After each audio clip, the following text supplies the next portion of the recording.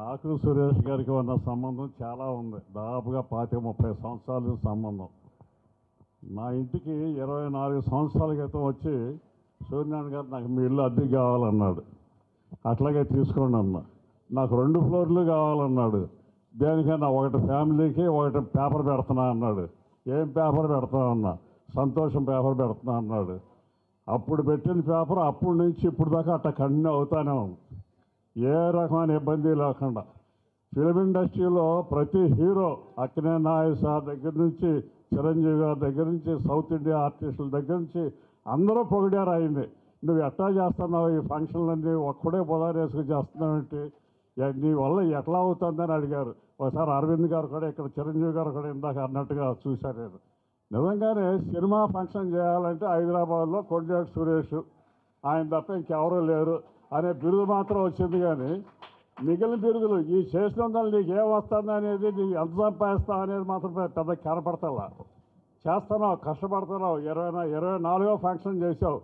మరి ఇద్దరు అట్లాగే మా ఇంటికి వచ్చినప్పుడు ఫ్యామిలీతో వచ్చాడు. ఆయన వైఫే, తర్వాత 2 పిల్లలు. పెద్ద అమ్మాయి డాక్టర్ చదువుతుంది. డాక్టర్ వచ్చింది వైజాగ్లో. హ్యాపీ. కుర్రాడు కూడా డిగ్రీ అయిపోయినట్టుంది ఇంజనీరింగ్. కష్టపడ్డాడు, పిల్లలను చదివించుకున్నాడు, పేపర్ బ్రహ్మాండంగా పైకి తీసుకొచ్చాడు, పిల్లలను పైకి తీసుకొచ్చాడు. కానీ ఎక్కడక్కడ ఫోకస్ అవ్వడు. ఎవరికి నేను ఎంత అని చెప్పి మీరు ఎన్నన్నా అనండి, ఏ తప్పు జరిగినా సరే మీ ఇంటికి వచ్చేస్తాడు, నవ్వుతో కూర్చుంటాడు. ఏంటంటే ఏమి లేదు, అక్కడ చిరునవ్వుతో అన్ని ప్రాబ్లమ్స్ సాల్వ్ చేసేస్తాడు. ఆయనకి శత్రువులు లేరు. బ్రహ్మాండంగా ఫిలిం ఇండస్ట్రీలో ఎవరి దగ్గరికి వెళ్ళినా ఏ పనైనా కానీ నాకు ఈ పని కావాలండి అంటే ఎవరు కాదనేవాళ్ళు లేరు. Suresh, thank you very much. Kondeti Suresh పేరు సంతోష్ సురేష్గా మారి 25 ఏళ్ళు పైన అయింది. ఇంతకుముందు అందరూ వార్తా సురేష్ అనేవారు. వార్తా సురేష్గా ఉన్నప్పటికీ మాకు తెలుసు. ఆల్మోస్ట్ మా బ్రదర్ లాంటి వాడు. చాలా అందరితోటి బాగా కలివిడిగా ఉంటూ, చెప్పక్కర్లేదు, అందరూ ప్రముఖులు అందరూ చెప్పారు, ఇప్పుడే అన్నీ విన్నారు. అలాగే ప్రభు గారు వీళ్ళందరూ చెప్పినట్టు ఫంక్షన్ ఎలా చేస్తారన్నది అందరికీ సస్పెన్స్. అది ఎప్పుడు రివీల్ చేస్తారో మేము అందరూ వెయిట్ చేస్తున్నాం. ఎందుకంటే ఆయన చెప్పినట్టు 1 మ్యాన్ షో ఆల్మోస్ట్ అలా చేస్తారు. Wish you all the best Suresh. Vijay Kumar గారిని మాట్లాడవలసింది కోరుతున్నాను. Please sir to take the speech. Suresh గారు, యాక్చువల్గా ప్రింట్ అండ్ ఎలక్ట్రానిక్ మీడియా అందరికీ, ఇక్కడ విచ్చేసిన అతిథులందరికీ పేరు పేరున ధన్యవాదాలు తెలియజేసుకుంటూ, యాక్చువల్గా సురేష్ కొండేటి గారి గురించి అందరికీ తెలిసిన విషయమే.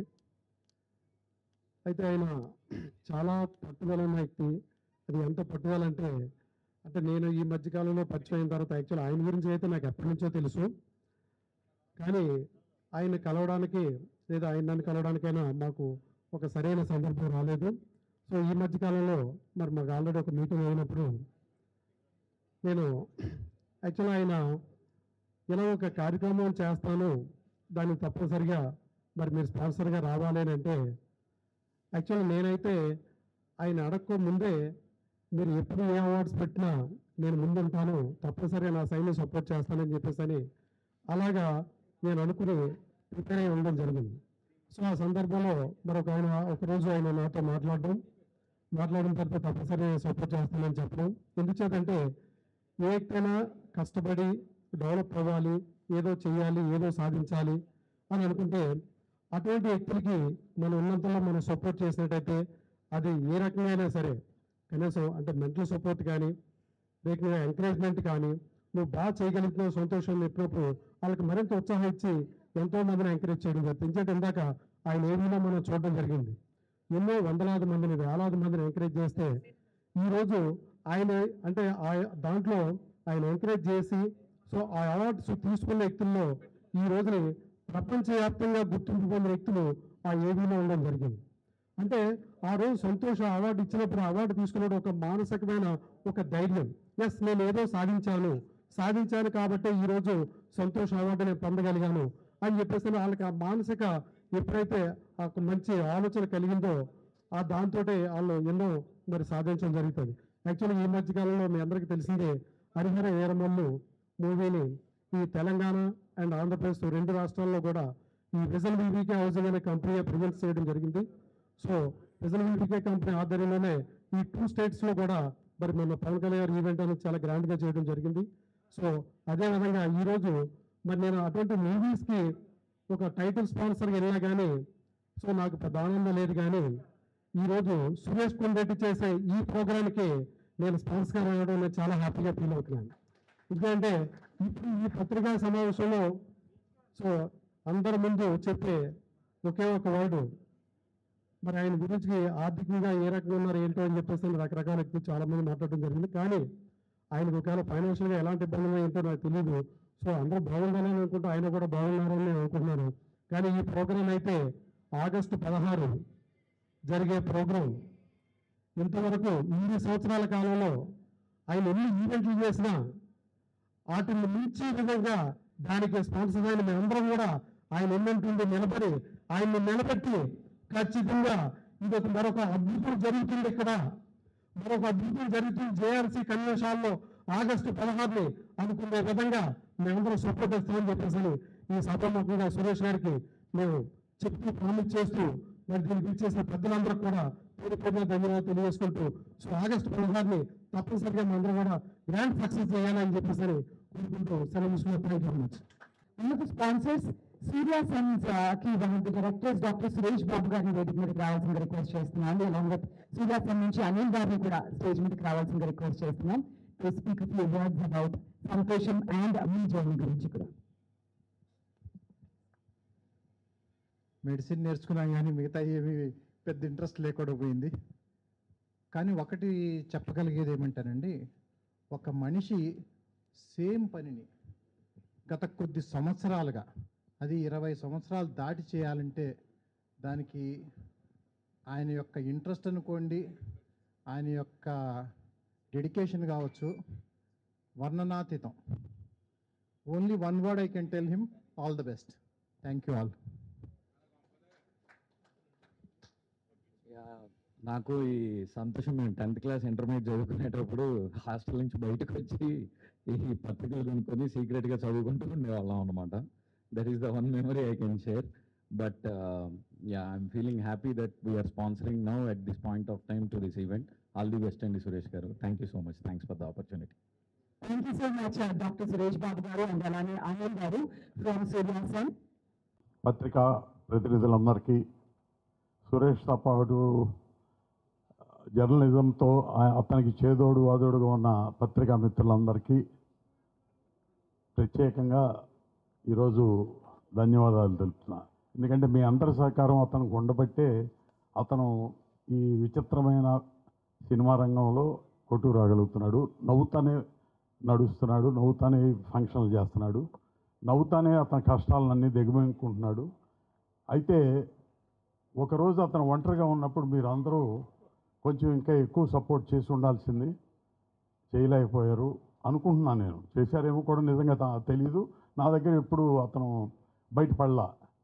ఆ రోజు అతనికి ఏదైనా ఒక చేయూతనివ్వాలని ఈ ప్రెస్టీజియస్ కల్చరల్ సెంటర్ ఈ ఆర్గనైజేషన్కి అతన్ని ఎడిషనల్ కల్చరల్ చైర్మన్గా పెట్టడం జరిగింది.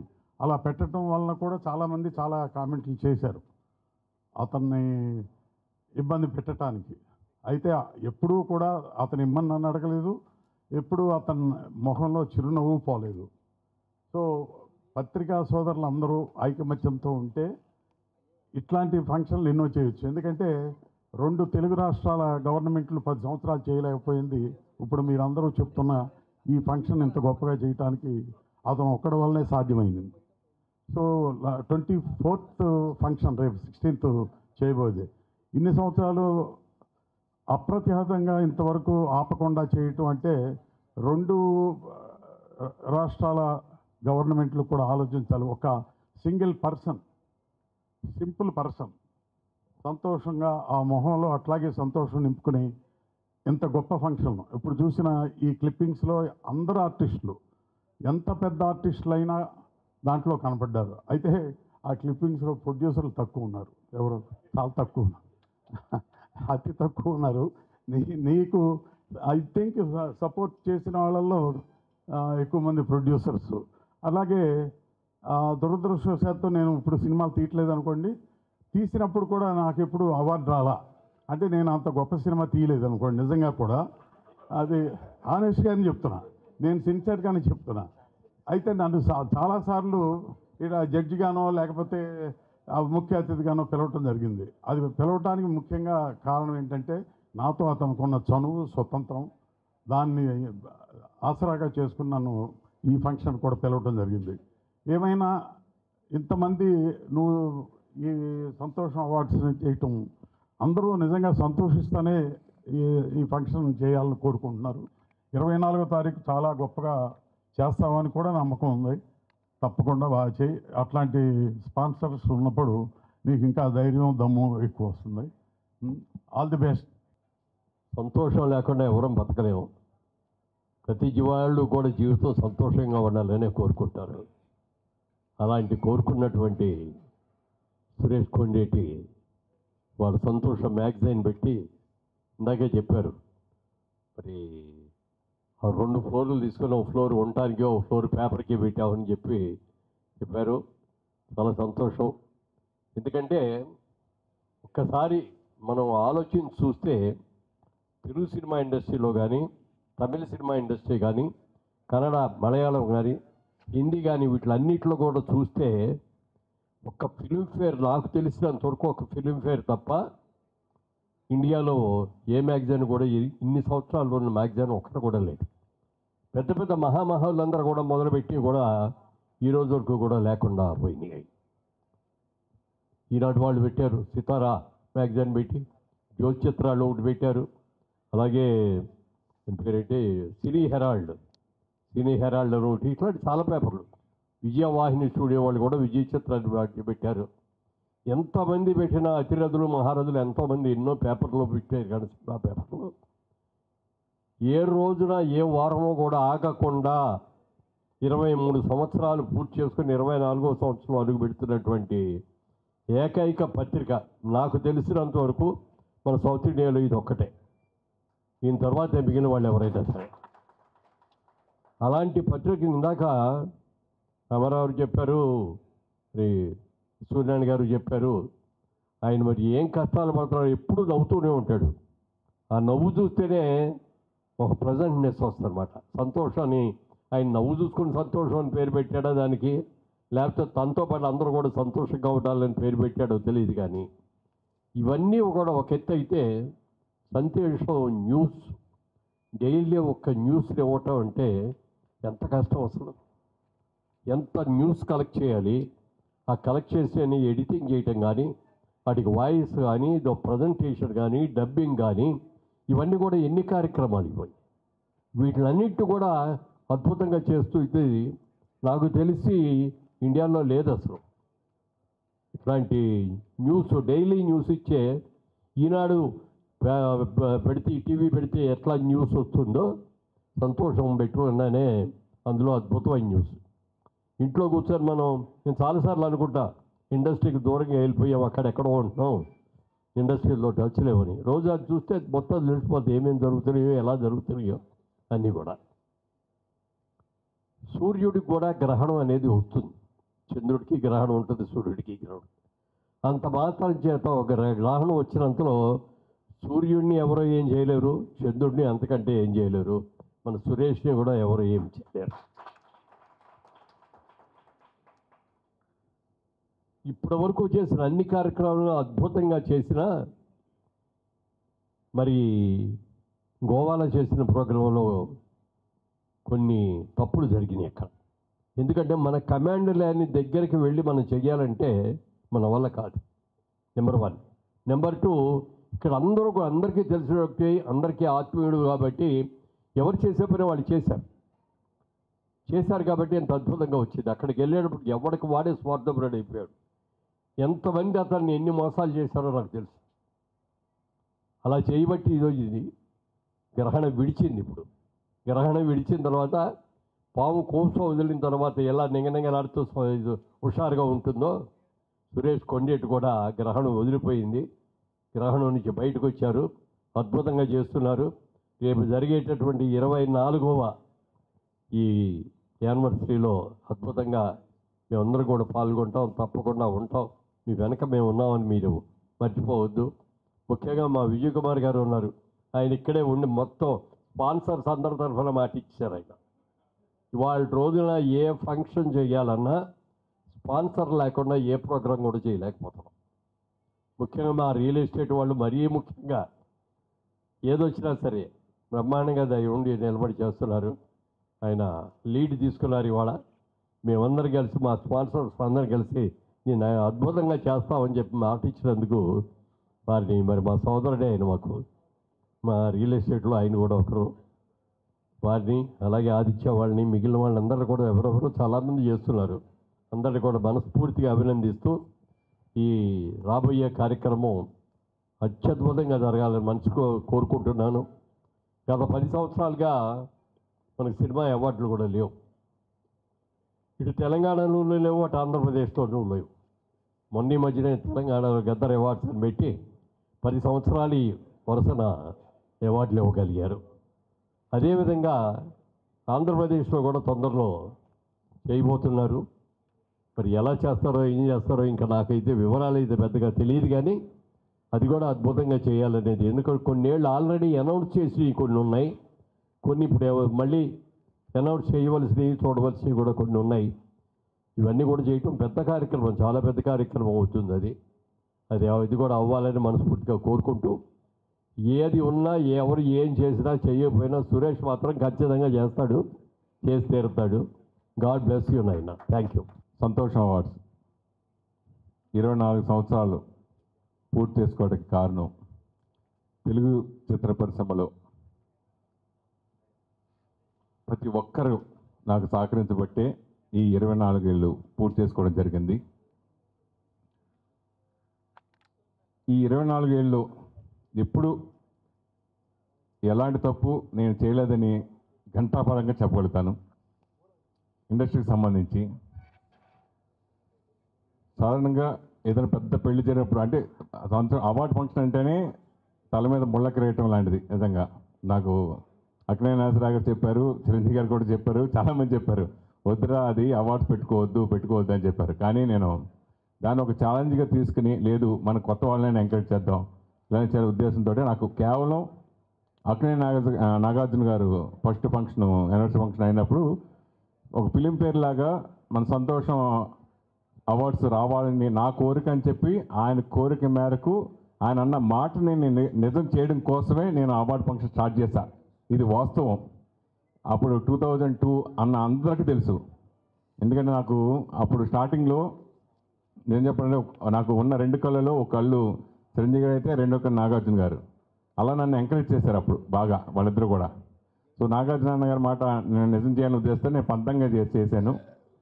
నెక్స్ట్ నాకు అప్పుడు ఆ రోజు అనుకున్నా, ఎట్టి పరిస్థితులు దీన్ని కనీసం ఒక 25 years నేను చేయాలి. తర్వాత అప్పుడు ఈ లోపు మనం ఉన్నా, లేదా తర్వాత మనం చేయకపోయినా తెలియదు, 25 సంవత్సరాలు ఖచ్చితంగా పూర్తి చేయాలి పట్టుదలని మొత్తం నాతో ఇంత జరిగింది.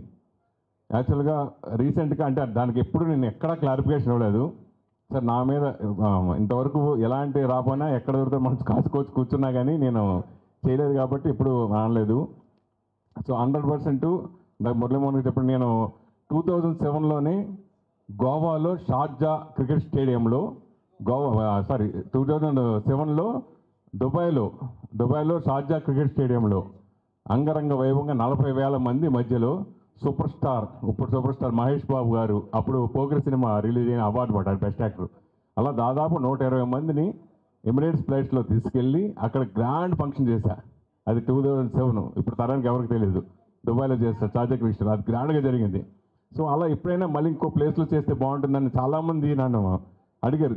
చాలామంది స్పాన్సర్స్ కూడా చేశారు.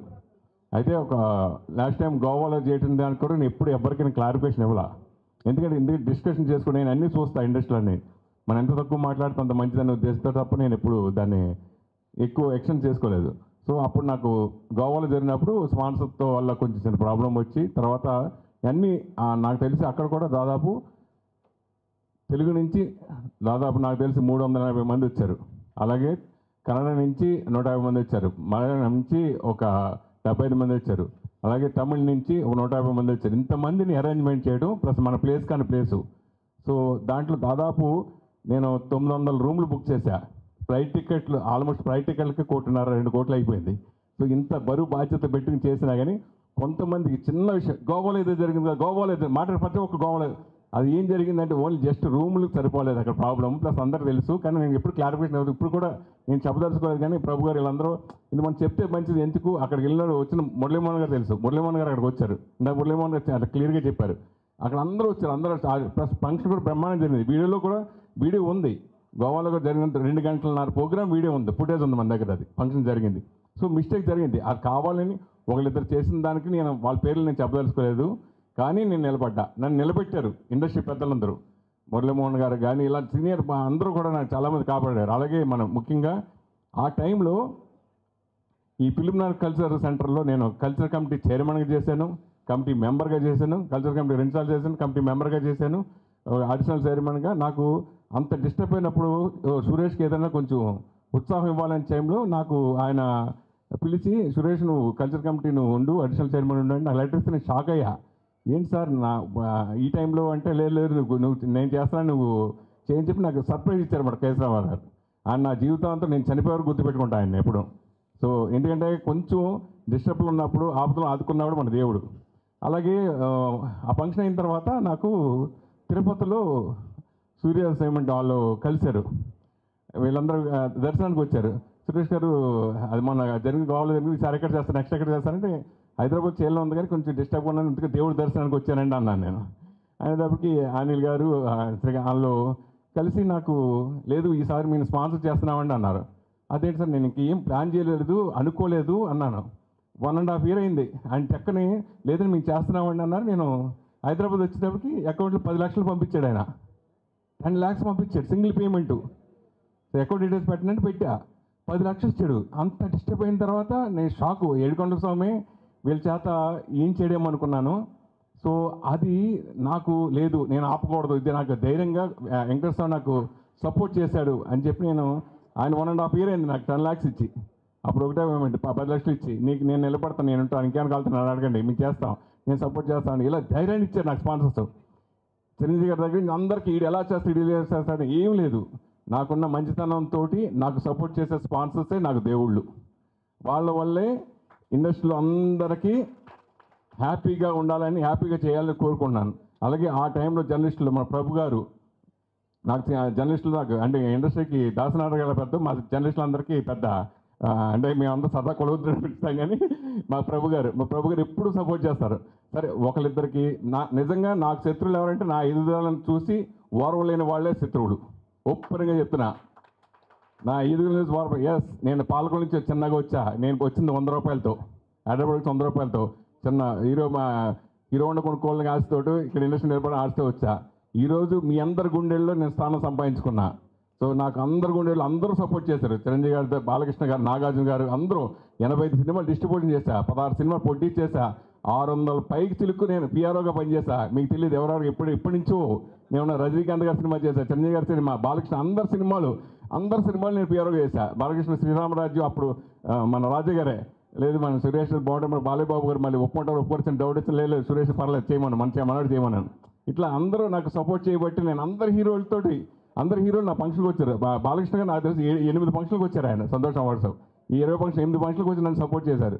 అలాగే అందరూ నాకు ఎక్కడి నుంచి అయినా ఏదో మా చిన్న ఏదో పొరపాటు తెలియక ఏదో పొరపాటు చేసినా కానీ క్షమించి నన్ను ఈ ఫంక్షన్ కూడా రేపు 16వ తారీఖున జేఆర్సీలో జరిగే ఫంక్షన్ కూడా మీ అందరూ వచ్చి ఇది గ్రాండ్ సక్సెస్ చేయాలని నా అందరూ మనస్ఫూర్తిగా కోరుకున్నాను. మీ సహకారం ఎప్పటికీ మర్చిపోలేంది. అలాగే నాకు సపోర్ట్ చేసే మా జర్నలిస్ట్ మిత్రులందరూ కూడా, అలాగే మాకు దాదాపు 15 ఏళ్ళ నుంచి వాసు గారు మా ఫోటోగ్రాఫర్ కూడా చేశారు ఆయన సంతోషంలో. ఇలా అందరూ కూడా ప్రతి ఒక్కళ్ళు చేశారు. అందరూ సపోర్ట్ ఇచ్చి నాకు ధైర్యం ఇచ్చారు. ఎస్పెషల్లీ ఈ కరోనా టైంలో స్టార్ట్ చేసిన తర్వాత నేను శాలరీస్ 1 నెల లేట్ అయినా 2 నెలలు లేట్ అయినా దాదాపు నాకు 20 మంది స్టాఫ్ ఉన్నారు. వర్క్ ఫ్రమ్ హోమ్ చేసినా కానీ కరోనా తర్వాత అందరూ మ్యాక్సిమం వర్క్ ఫ్రమ్ హోమ్. ఈ ఫిలిం న్యూస్ రావడం కారణం వాళ్ళు రాత్రి పడ్డ కష్టం. ముఖ్యంగా రాజశేఖర్ అనే ఎడిటరు, 3 ఎడిటర్లు రాజశేఖర్ ఎడిటర్, అతను అసలు నేను మర్చిపోలేను. అసలు ఇంత ప్రాబ్లంలో జ్వరం వచ్చినా, తనకు చేతికి దెబ్బ, నా చేయి ఇరిగినా, కాలు ఇరిగినా నాకు అది ఎపిసోడ్ మాత్రం వచ్చేస్తుంది మార్నింగ్ 5 o'clockకి. సో నైట్ అంతా వాళ్ళు నేను కూడా ఎర్లీ మార్నింగ్ ఒకసారి చూసుకుని వాళ్ళు ప్రెజర్ చేసి అందరూ ఒక ఎపిసోడ్ చేయాలంటే దానికి వెనకాల కష్టం ప్రభు గారని అందరికీ తెలుసు. అది ఎలా చేయాలి, ఎడిటింగ్ చేయాలి, వాయిస్ ఓవర్ కావాలి, అది క్లిప్పింగ్స్ చూసుకోవాలి, ఏదో మిస్టేక్స్ వస్తే ఎలా ఆడుకుంటారో నాకు తెలుసు.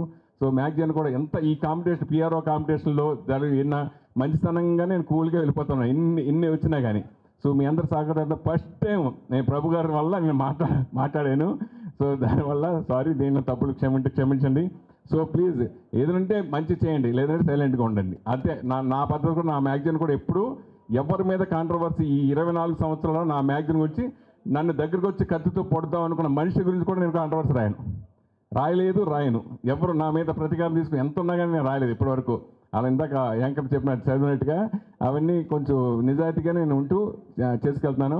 సో నేను ఒక ఇండస్ట్రీలో కలామ తల్లి బిడ్డగా వచ్చాను. కలామ తల్లి బిడ్డలో ఇప్పుడు ఆల్రెడీ 35 సంవత్సరాలు ఇండస్ట్రీకి వచ్చి వార్తలో 7 years పని చేశాను. అంతకుముందు 3 సంవత్సరాలు జర్నలిస్ట్ వర్క్ చేశాను. మ్యాగజైన్ స్టార్ట్ చేసి ఇప్పుడు 24 సంవత్సరాలు అయింది. Almost 35 years industry. కాబట్టి మీ అందరూ సహకరించి ఈసారి ఫంక్షన్ కూడా మీ అందరూ సహకరించి ప్రోత్సహిస్తారని మనస్ఫూర్తి కోరుకుంటున్నాను.